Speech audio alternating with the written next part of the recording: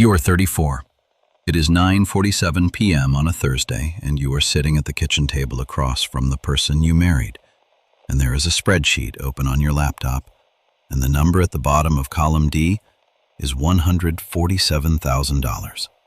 The projected value of what you could have if you stopped paying $580 a month on a car you did not want, but agreed to anyway, 3 years ago, after the fourth argument you were too tired to finish. She is not looking at the spreadsheet. She is scrolling her phone. You are both very calm. That is how you know it's serious. The argument is technically over, but the argument is never actually over. Level 1. The agreement. You said yes. You said yes because you loved her. You said yes because the alternative was a silence that lasted longer than you could tolerate. You said yes because, at 28, you genuinely believed that two people who loved each other could figure out money together. The way you figure out where to eat. The way you figure out whose family to visit at Christmas. You were wrong. Not about the love, about the math. Money is not a preference. Money is not a personality quirk you accommodate the way you accommodate someone who sleeps with the fan on. Money is a value system. It is a map of what a person believes the future looks like. It is the answer to questions no one asks out loud before they sign the marriage certificate. How safe do you need to feel to sleep at night? How much risk is acceptable before it becomes reckless? What does enough mean to you? And will it ever actually be enough? No one asks these questions. They plan the wedding. They do not conduct due diligence the way they would before buying a property, pulling records, stress testing assumptions, checking what happens in a worst-case scenario. You bought the property without reading the contract. Level 2. The first friction. The first fight was small. They always are. She wanted to take a vacation. You had just started your first serious savings plan, automatic transfers, 6-month emergency fund, the whole architecture. The trip wasn't expensive, $2,200. But the timing was wrong. You had just crossed $8,000 in the emergency fund, and pulling from it felt like dismantling something you had spent 16 months building, brick by deliberate brick. She said, "You're being obsessive." You heard, "Your future doesn't matter to me." She didn't say that, but that is what the system sounds like when it speaks through the people you trust. It takes the thing you fear most and puts it in the mouth of the person standing closest to you. You went on the trip. You had a good time. You told yourself it was fine. The $8,000 became $5,800. It took 4 more months to rebuild. You never told her that you tracked it. You never told her what it cost you in sleep. Level 3. The language problem. Here is what no one tells you before you get married. Financial incompatibility is not about greed. It is not about one person being responsible and the other being reckless. Most of the time, both people have logic. Both people have reasons.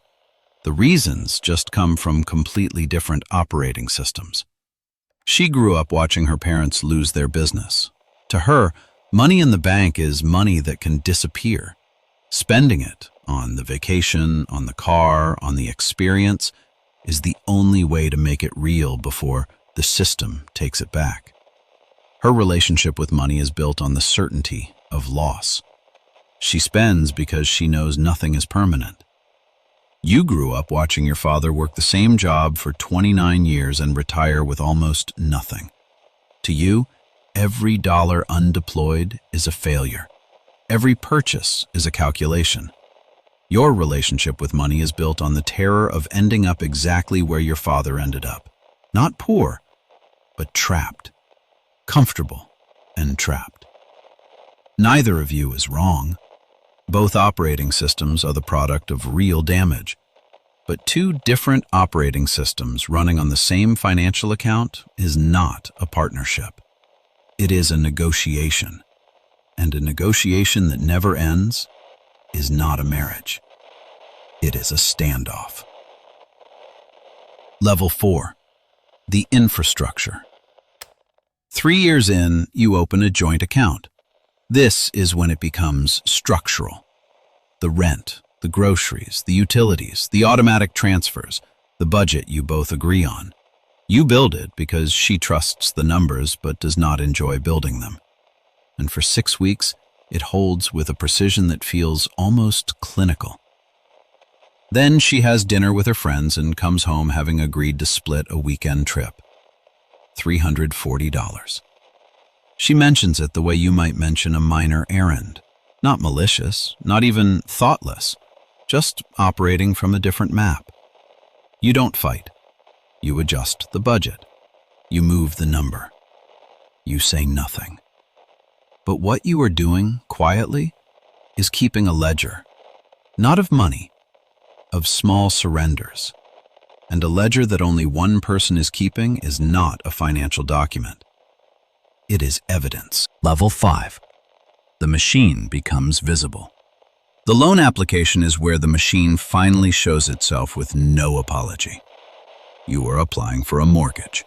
The loan officer pulls both credit profiles. Yours is 791. Hers is 638. The result of 2 credit cards opened in her mid-20s, paid inconsistently, eventually cleared but never rebuilt. The rate you qualify for together is 3/4 of a point higher than what you would have qualified for alone. Over 30 years on a $380,000 property, that difference is $47,000. $47,000. That is not a communication problem. That is not something couples therapy reframes into something manageable. That is the machine printing the cost of misalignment in a number no one can argue with. The loan officer says, "You still qualify. Congratulations." She is smiling. She means it. You sign. Level 6. The calculation you never run out loud. You start doing the math you never say aloud to anyone.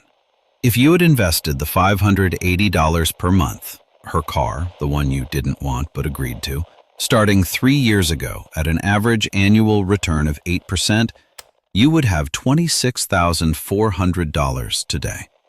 In 10 years, assuming you stopped contributing right now, that $26,400 becomes $57,000. Add continued contributions and the projection crosses $140,000 before you reach 50. One car. One decision made in the exhaust of an argument you were too tired to win. $140,000. This is not about the car. The car is just a unit of measurement. The real number, the one you will never calculate because it would change something fundamental in how you look at the person sleeping in the next room, is the total cost of every financial decision made not by your logic, not by hers, but by the friction between them. The cost of being misaligned is not what you spend, it is what you never build. Level 7. The architecture of translation. You become very good at systems. Separate accounts for personal spending, a shared account for household expenses only, a quarterly financial review, same spreadsheet, same vocabulary, same table. You read books on money and relationships. You send her articles. She reads some of them. You fight less. The architecture improves. The underlying values do not change. She still experiences financial security through spending. You still experience it through accumulation. The system you've built is a translation layer. It allows you to function together without constant friction. But translation is not the same as understanding. And a life built on translation is a life where something is always slightly lost between what you mean and what lands. There is a version of this that works. 2 people, different maps, workable system, long marriage, functional outcome. It exists. You have seen it. It is not a failure. It is not a tragedy. It is a choice you make every quarter when you sit down at the same table, look at the same numbers, and agree on a direction neither of you would have chosen alone. Here is what the system will not tell you, but the system already knows. The person who builds alone builds faster. The data is unambiguous. A single disciplined saver running a clean financial architecture outperforms a dual-income household with structural friction in every compounding model across every time horizon. The math is not complicated. The math has never been complicated. But the system also knows what happens to the person who optimizes alone. They build faster. They protect the portfolio.